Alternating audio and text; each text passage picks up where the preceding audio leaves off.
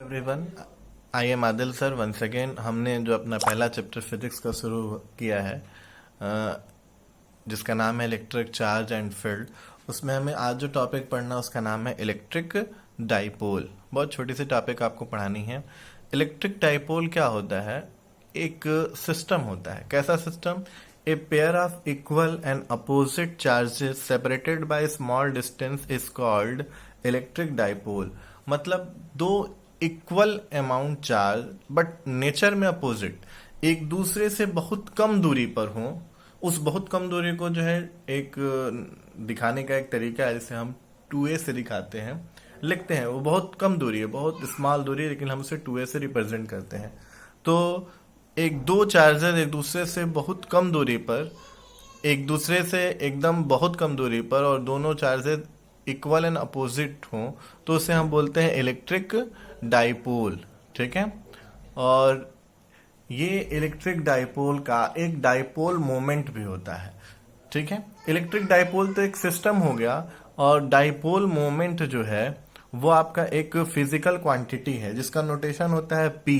ये वेक्टर है, इसलिए हमने इसके ऊपर एरो लगाया है।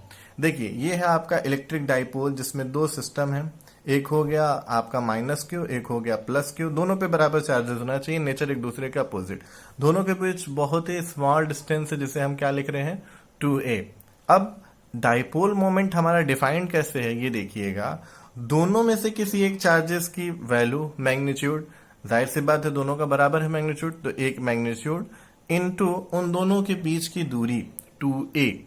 देखिए, डाइपोल मोमेंट वेक्टर है, तो इधर कुछ ना कुछ वेक्टर होना चाहिए। देखिए, q जो है वो तो चार्ज है, वो तो स्केलर क्वांटिटी है, 2 भी स्केलर है, इसलिए यहाँ जो डिस्टेंस है वो हम क्या लेते हैं? उसे हम वेक्टर क्वांटिटी लेते हैं। और इस डिस्टेंस का जो डायरेक्शन है वो निगेटिव चार्ज से पॉजिटिव चार्ज की ओर लेते हैं। डाइपोल मोमेंट वेक्टर है, इसलिए इसका जो डायरेक्शन होता है वो किधर से किधर होता है? याद रहे हमेशा, माइनस क्यू से किधर की ओर? प्लस क्यू की ओर होता है।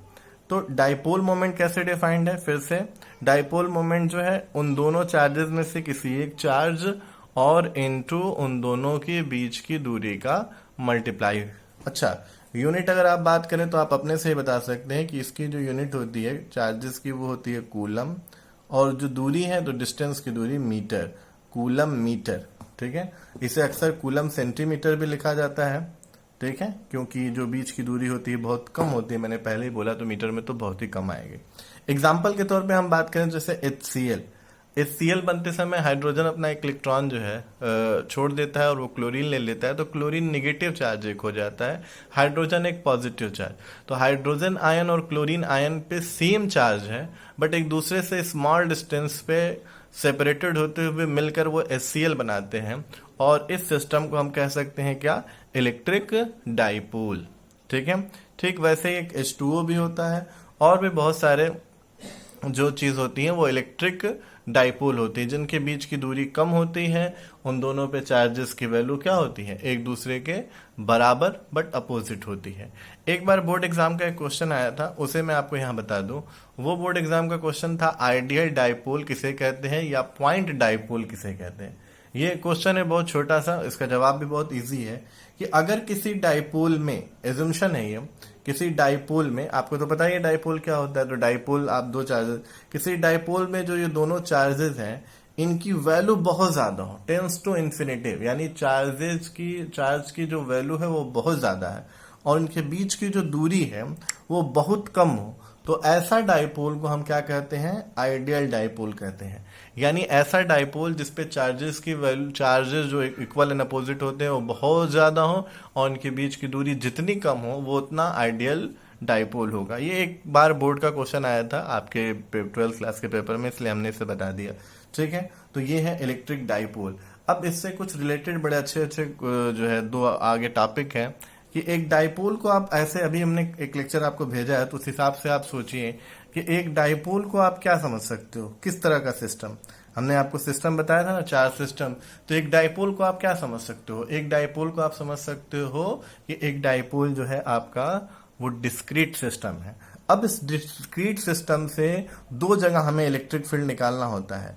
एक, इन दोनों के बीच से, इसीलिए हमने इनको दूरी 2a लिखते हैं, ताकि कई जगह हमें इसे क्या करना पड़ता है, डिवाइड करना पड़ता है, तो इसे हम ए लिख सकते हैं।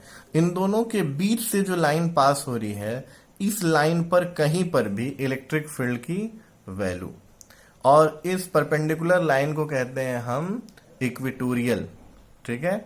और एक होता है इस दोनों डाइपोल को मिलाने वाली लाइन को और बड़ा कीजिए, और इस लाइन पर किसी पॉइंट पर कहीं पर भी, इसे बोलते हैं एक्सियल।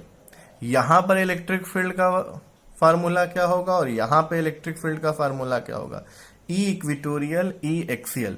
ये अलग अलग दो टॉपिक है जिसे मैं कल आपको जो है लेक्चर पढ़ाकर सेंड करूंगा, ठीक है। तो इलेक्ट्रिक डाइपोल आपको समझ में आया कि दो चार्जेज एक दूसरे से स्मॉल डिस्टेंस पे सेपरेटेड हो और दोनों चार्जेस की वैल्यू बराबर हो, उनका नेचर एक दूसरे के अपोजिट हो, तो उसे हम कहते हैं इलेक्ट्रिक डाइपोल। और उसका डाइपोल मोमेंट जो होता है वो वेक्टर क्वांटिटी होता है, जो इनमें से किसी एक चार्ज और उन दोनों के बीच की दूरी के मल्टीप्लाई करने से आता है। इसकी यूनिट आप बता सकते हैं कूलाम मीटर। वेक्टर क्वांटिटी है तो डायरेक्शन होगा, डायरेक्शन माइनस क्यू से प्लस क्यू की ओर होता है। एग्जाम्पल के लिए Cl है, H2O है, आपके बुक में और सारे एग्जाम्पल है, आप देख सकते हैं। आइडियल और पॉइंट डाइपोल किसे कहते हैं, आइडियल डाइपोल किसे कहते हैं, तो आइडियल डाइपोल कहते हैं कि अगर कोई चार्ज की वैल्यू बहुत ज्यादा हो और दूरी बहुत कम होती जाए, तो ऐसे सिस्टम को हम कहते हैं आइडियल डाइपोल।